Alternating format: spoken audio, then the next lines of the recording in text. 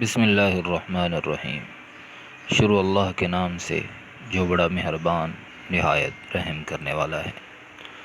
مکہ مکرمہ زمانہ جاہلیت میں بھی تجارت کا بڑا مرکز تھا۔ لوگ دور دور سے اپنے سامان تجارت کے ساتھ اس مقدس شہر میں آتے۔ ابو جہل بن حشام نہ صرف کفر کا سرغنہ تھا بلکہ وہ رسہ گیر بھی تھا، جس کو جی چاہتا ذلیل کر دیتا، مارتا پیٹتا یا اس کے کاروبار کو نقصان پہنچاتا۔ اس کے دل و دماغ میں فرعونیت بھری ہوئی تھی۔ زبید یمن کا بڑا شہر ہے، وہاں کے رہنے والوں کو زبیدی کہا جاتا ہے۔ ایک مرتبہ ایک زبیدی اپنے 3 بہترین اونٹوں کے ساتھ مکہ مکرمہ کے بازار حضورہ میں آتا ہے۔ اس نے انہیں فروخت کے لیے پیش کیا۔ لوگ انہیں دیکھ رہے ہیں، بڑے خوبصورت اور مہنگے اونٹ ہر کسی کی نگاہوں کا مرکز بنے ہوئے ہیں۔ اتنے میں مکہ مکرمہ کا یہ بڑا چودھری ابو جہل بھی آ جاتا ہے۔ اس نے اونٹوں کو دیکھا تو اسے بڑے پسند آئے۔ ابو جہل نے زبیدی کو پکارا، ارے او زبیدی، کتنے دام لوگے؟ زبیدی ایک لمبا سفر کر کے آیا تھا۔ اسے امید تھی کہ ان اونٹوں کی فروخت سے اسے ایک بڑی رقم مل جائے گی۔ اس نے اپنی خواہش اور توقع کے مطابق دام بتا دیے۔ ابو جہل نے شیطانی مسکراہٹ کے ساتھ اسے دیکھا اور کہا کہ اتنی زیادہ رقم؟ سنو، جو تم نے دام طلب کیے ہیں میں ان کا صرف تیسرا حصہ دوں گا۔ بولو، سودا منظور ہے؟ زبیدی بڑی آس اور امید لے کر آیا تھا۔ مطلوبہ قیمت کا صرف تیسرا حصہ؟ اس نے نفی میں سر ہلا دیا۔ میں تو منافع چاہتا ہوں اور مجھے یہاں خسارے کا سودا کرنے کے لیے کہا جا رہا ہے۔ قائرین کرام، وہ ماحول ہی ایسا تھا۔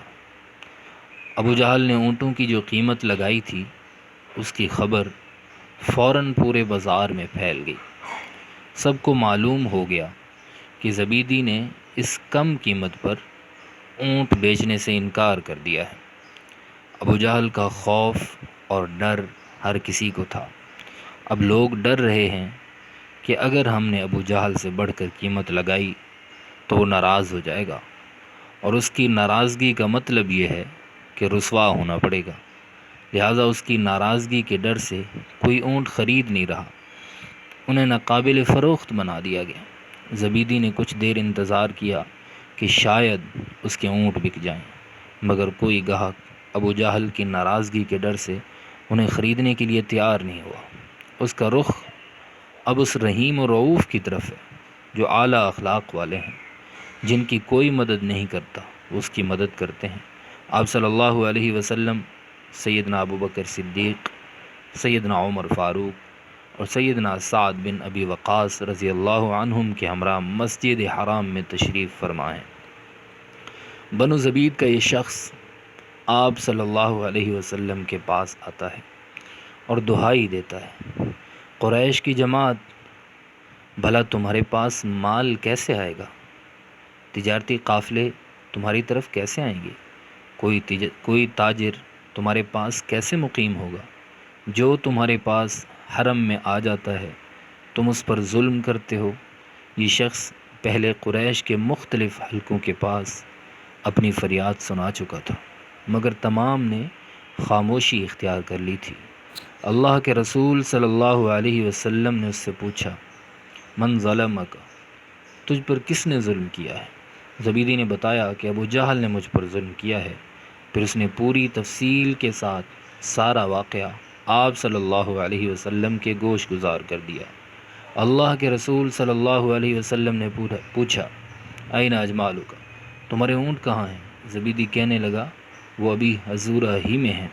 آپ صلی اللہ علیہ وسلم نے اپنے ساتھیوں کو اپنے ہمراہ چلنے کا اشارہ کیا اور ان کے ساتھ اونٹوں کی طرف گئے۔ زبیدی کے اونٹ واقعی بڑے خوبصورت اور حسین و جمیل تھے۔ زبیدی سے پوچھا، ان کی کتنی قیمت لوگے؟ اس نے جو قیمت بتائی آپ نے وہ سودا منظور کر لیا اور اسے قیمت ادا کر دی۔ تھوڑی دیر گزری ہے، اللہ کے رسول صلی اللہ علیہ وسلم ان خریدے ہوئے اونٹوں کو فروخت کر رہے ہیں۔ گاہک آ کر دیکھ رہے ہیں اور تھوڑی دیر کے بعد ان میں سے 2 اونٹوں کا سودا ہو گیا ہے۔ جانتے ہیں کتنی قیمت پر؟ جتنی قیمت آپ نے 3 اونٹوں کی زبیدی کو ادا کی تھی اتنی قیمت میں 2 اونٹوں کو فروخت کر دیا گیا ہے۔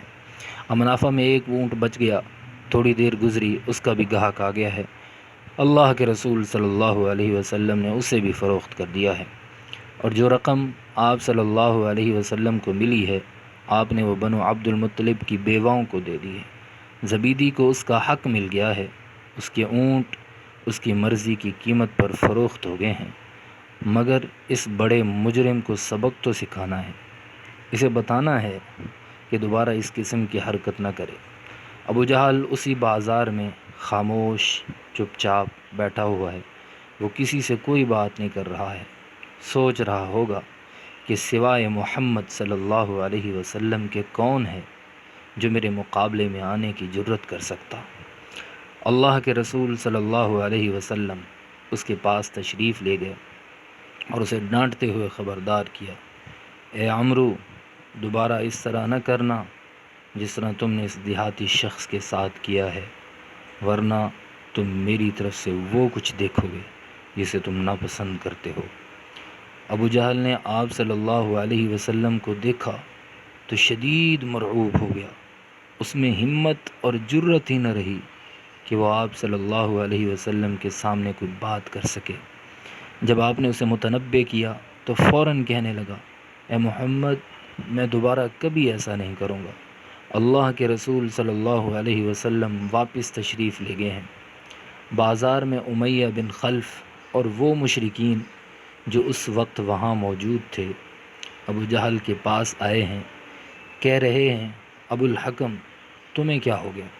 ارے تم تو محمد کے سامنے بالکل مرے جا رہے تھے، کیا تم ان کی پیروی کرنا چاہتے ہو یا ان کا رعب اور دبدبہ تم پر طاری ہو گیا تھا؟ ابو جہل ان کی بات کے جواب میں کہہ رہا ہے، اللہ کی قسم، میں کبھی ان کی پیروی نہیں کروں گا، اور ان کے روبرو میری عاجزی اس وجہ سے تھی کہ میں نے ان کا جادو دیکھ لیا تھا۔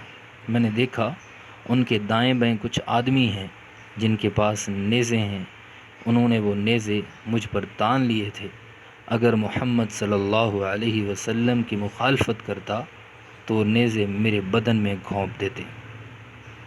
ناظرین، اس طرح کے واقعات سننے کے لیے ہمارے چینل کو سبسکرائب کریں اور شیئر کریں اپنے فرینڈز اور فیملی ممبرز کے ساتھ۔